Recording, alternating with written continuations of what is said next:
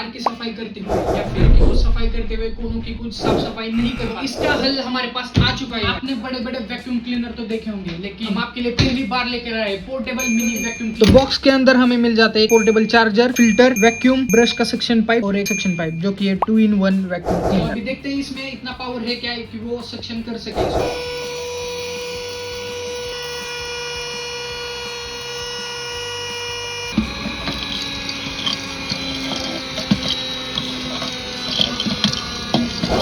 Product overall हमें तो बहुत ही पसंद आया है, और अगर आपको भी ये प्रोडक्ट पसंद आया हो तो बेस्ट प्रोडक्ट, बेस्ट क्वालिटी और बेस्ट प्राइस में अगर आपको चाहिए तो नीचे में हमारे वेबसाइट की लिंक भी दे दूंगा। ट्रेंडिंग प्रोडक्ट आपको वहां पर मिल जाएगा। फिर मिलते हैं एक नई वीडियो के साथ और नए ट्रेंडिंग प्रोडक्ट के साथ, तब तक के लिए बाय।